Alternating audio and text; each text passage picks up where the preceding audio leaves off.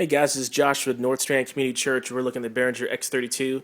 I was actually just going to tackle a couple little odds and ends that I found that have been kind of helpful and some things that stumped me for a little while there. So one of the things is that when you set up your buses, there's that little pre light that's supposed to be on your buses, and I've configured it right, but as you see, I have my bus selected and that light's not on. Well, it kind of freaked me out last night, but actually what happens is when you go and select a channel, that's when those lights come on.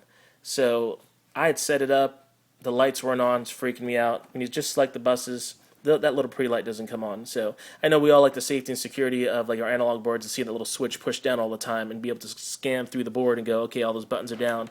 So that's how you get that pre-light, that's how you double check, make sure your pre and post faders are set correctly. Also, sends on fader. When you hit your sends on fader, just noticed this a little while ago. I sometimes on different levels and I forget where I'm at on my sends on fader. Well, you see the green light, so you know that's what's engaged, but you can also go right down to your buses and see how it says channel 17. Try to find the channel you can read. There you go. When you select your channel, it changes on your mixed buses. As I'm changing to 22, let's see, and go to like channel 4. Channel 4 changes. So whenever you are on sends on fader, if you ever have a question of what channel you actually are sending to the sends on fader from the output, just look right in there and you'll see it'll come up right through there. Again, let's try to find one a little bit prettier for you there. 7, 8, 13. So that's a good way to see that. Also, your little 48 output on the back here, you can press that down and it lights up. Well, when I first got the board, all of a sudden I went to the back of the board and you can see here I had like this little red light on and could not figure out for the world what the heck that thing was, because you look right there, there's like no labels, it's just like these red lights. So what that actually is when your 48 volt is engaged, that channel lights up. When you click it off, it goes off. Took me like 10 minutes to figure out how to get that one red light I had like over here somewhere on off. So that's what goes on in the back there.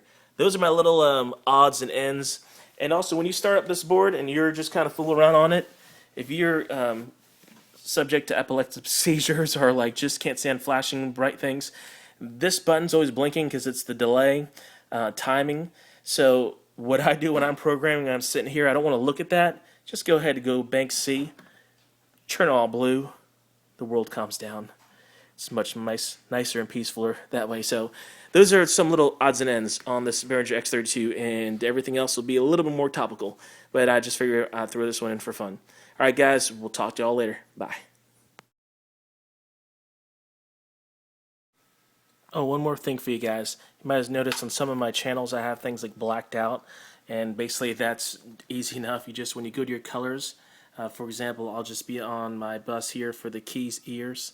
If I didn't want to use that channel right now, or if I didn't really, had some space, you just roll it up to the black up there, and it turns it to black. So it makes it look like it's a dead channel if you're not using anything with it. I've got that like over here because I got my floor wedges, and then you see in this one I've actually moved my effects back over to the spots over there. But you can black out some of those channels, and it kind of makes the board a little easier to read than try to figure out colour coding everything. Somebody asked also, like I have that digital snake we're waiting for, the S16 in November. So right now with what I have, I've got to mix all the toms into one little mini mixer first. But since I don't really want to lay out the whole board, I'll change that tom mix to a high tom. Then I've got my mid tom and my low tom right there. I've got another overhead mic I'm going to add. Also a couple more channels for our guitars that we're using AB switches right now for. So we've got a lot going off the stage, but we want to do more. So I basically put those in there, put them in red to remind myself they're there. But I could do the same thing on those. I could just basically just black those out if I wanted to, just by changing the channel, select, black them out, go right on through that way. So it's less confusing for our sound people. So I think I'll just do that right now. And that's how you basically just black out the channels if you're wondering how to do that. Okay, later.